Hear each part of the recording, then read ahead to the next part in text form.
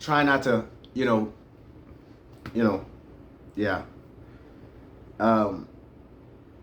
So Saul asked her, "Come on, Angel, you gotta move, baby. Come on, Stank. Come on, Angel, you gotta move. You're in the way. I love you, I love you, but you're in the way. Come on,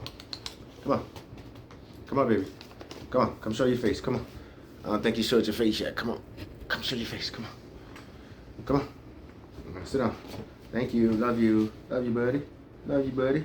Love you, baby. This is my baby, Angel." So here we go. So Saul asked the woman to bring up Samuel, the prophet, right? Because Samuel was a great figure in the life of Saul. As we know, Samuel actually, anointed Saul as king, right?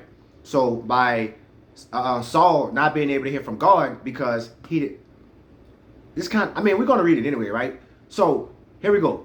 The reason why Saul was not able to hear from God, the reason why Saul prayers were not getting answered by a dream, a prophet, or daydream, nightmares, like we said, right? Because he didn't do what God asked him to do.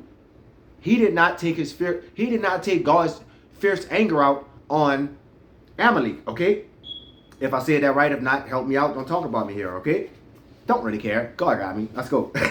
But so he went to seek some help from this medium, from this lady, from this familiar spirit, right? So here we go. Once again, then the woman said, "Whom shall I bring up unto thee?" And he said, "Bring me up Samuel." And when the woman saw Samuel,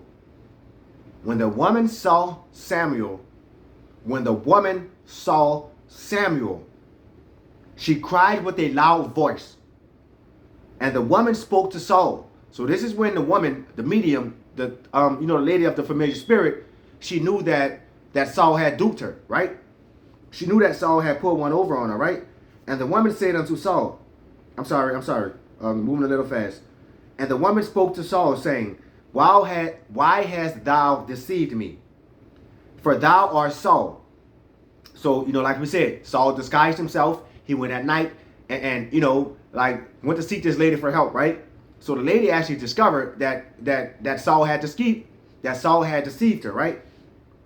And the king said unto her, "Be not afraid, for what saw thou?" So this is Saul asking the lady of the familiar spirit, what did she see?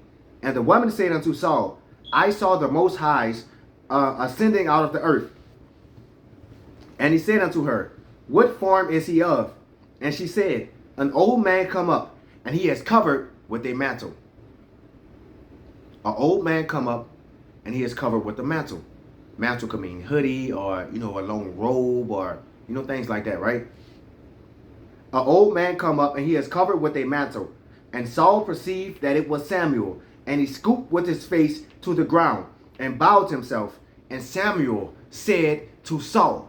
So once again, we're going to read a little bit more, and then we're going to finally get into our notes here, okay? And Samuel said to Saul. So Saul was successful at seeking the face of Samuel, right? Excuse me. And Samuel said to Saul, "Why hast thou disquieted me?" As in, why did you wake me up? Why didn't you leave me where I was? Why did you bother this lady to come bother me? Now that you bothered this lady to come bother me, I got some news for you. So we're going to get into a few of our notes here, okay? We ask God for certain stuff, right? We beg God. We cry out to him. We, once again, we go to plan B, right? We go to plan B, we go to plan 2, we go to plan 2, 3, 4, 5, 6, 7, 8, 9, 10, right? So, but once God finally allows this thing to happen, we don't want it anymore. Speaking of myself here, all right? Speaking of myself, we're not going to get, too much off track or too much into detail. But I wanted to be with certain women from Betrayal the Movie. I wanted a few of these guys from Betrayal the Movie, 1, 2, and now 3, to be my homies for life, to be bad boys for life. And God kept warning me, "Daryl, these people are not your friends. Daryl, these women don't love you. They're using you, and they're trying to kill you. God, you're crazy. You're crazy." It's like I'm playing. This was my exact words to God. And this is why I cried out to him so hard. This is why I seeked his face the way that I did. Because I was so wrong for denying his truth. So, but once again, we beg God. God asked you not to date this young lady, brother. Now you got kids for this young lady, and you're crying every night in the middle of your bed because you can't see your child. She's keeping your child or your children from you, okay? My sister, God asked you not to be with this man. He asked you not to marry this man. He asked you not to get pregnant for this man. First of all, he asked you not to have unmarital sex with this man. Same thing for your pastor with, these women here, right?